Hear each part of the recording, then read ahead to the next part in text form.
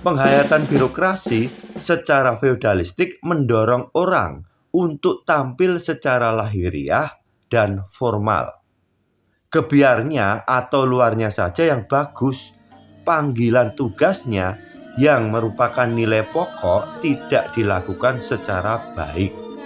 Yang dilayani hanya klien atau kelompoknya sendiri. Pada hakikatnya, nilai budaya dan nilai agama untuk menopang kelangsungan hidup manusia menuju peradaban, tetapi nilai budaya itu ternyata menghambat proses pemekaran peradaban.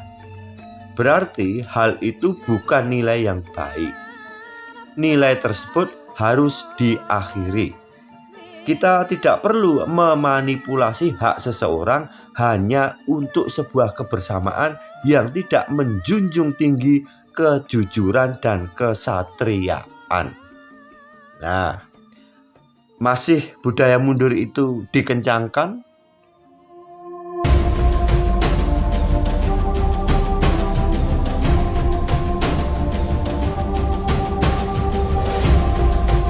Budaya mundur kian kendur.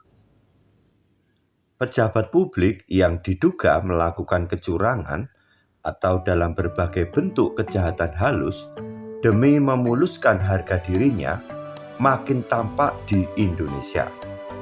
Sejarah telah membuktikan bahwa budaya kita adalah budaya kolektivisme.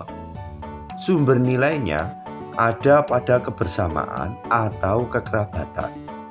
Kebersamaan dalam korps dipandang nomor satu. Kemudian, aristokrasi feodalistik yang masuk ke Indonesia lebih memperkokoh tradisi kebersamaan itu. Ada kesetiaan terhadap kelompok. Dahulu, para pamong praja dipaksa untuk setia kepada Belanda. Belanda menaruh gengsi kepada kita. Negara itu birokrasi, tetapi dihayati dalam semangat feodalistik. Seharusnya negara birokrasi itu impersonal. Kalau birokrasi betul, niatnya adalah efisien, tidak pandang bulu, dan mesin birokrasi melayani semuanya. Kalau ada kesalahan, ya ditertibkan tanpa melihat statusnya.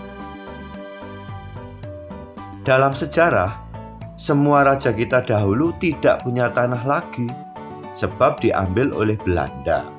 Oleh sebab itu, muncullah negara panggung atau negara gebiar. Karena tidak memiliki tanah, para raja lari pada berbagai ilusi simbolik. Cilakanya, semua nilai yang impersonal dan birokrasi dihayati secara simbolik oleh para aristokrat kita. Dalam sejarah, masing-masing pejabat yang memiliki posisi tinggi harus punya semacam gebiar spiritual dan material yang secara simbolik diperuntukkan bagi klien atau keluarganya. Itulah faktor pendorong untuk terjadinya tindak penyelewengan.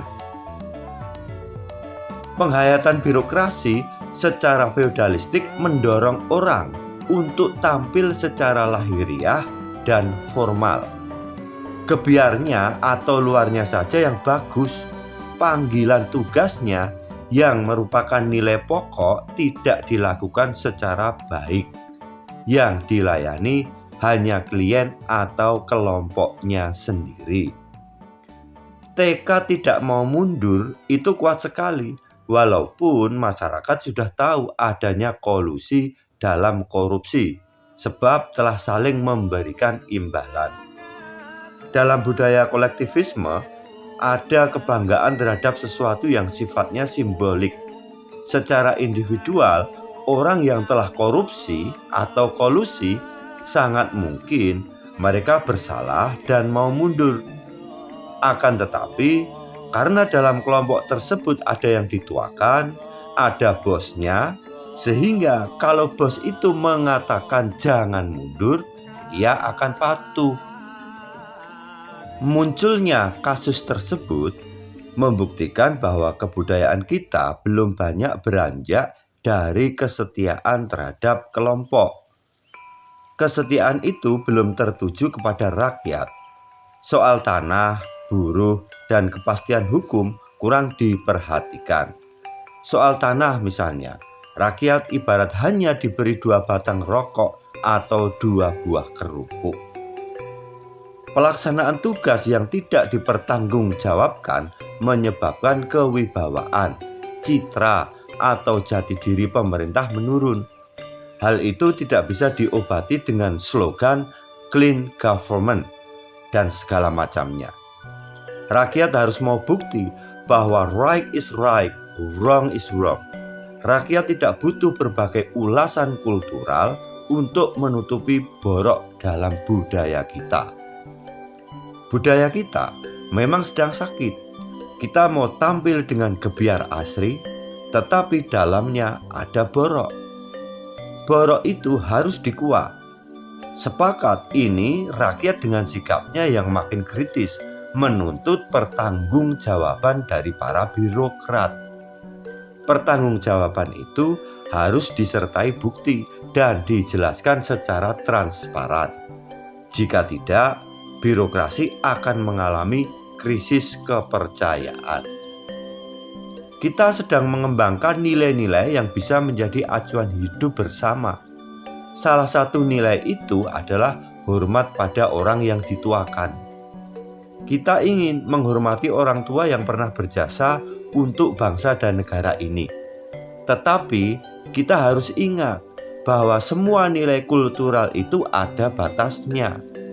Hormat kita pada seseorang tidak boleh rancu.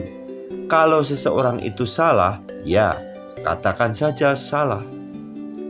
Tradisi rikuh pekewuh kita terhadap orang tua yang telah berjasa untuk nusa dan bangsa adalah wajar, sejauh diletakkan sebagai nilai sejati. Akan tetapi, dalam konteks tidak mau dikritik atau tidak berani mengkritik, itu keliru.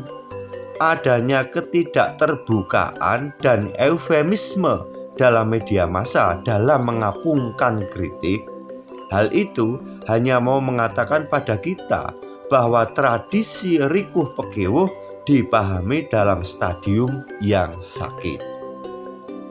Pada hakikatnya, nilai budaya dan nilai agama untuk menopang kelangsungan hidup manusia menuju peradaban, tetapi nilai budaya itu ternyata menghambat proses pemekaran peradaban. Berarti hal itu bukan nilai yang baik. Nilai tersebut harus diakhiri. Kita tidak perlu memanipulasi hak seseorang hanya untuk sebuah kebersamaan yang tidak menjunjung tinggi kejujuran dan kesatriaan. Nah, masih budaya mundur itu dikencangkan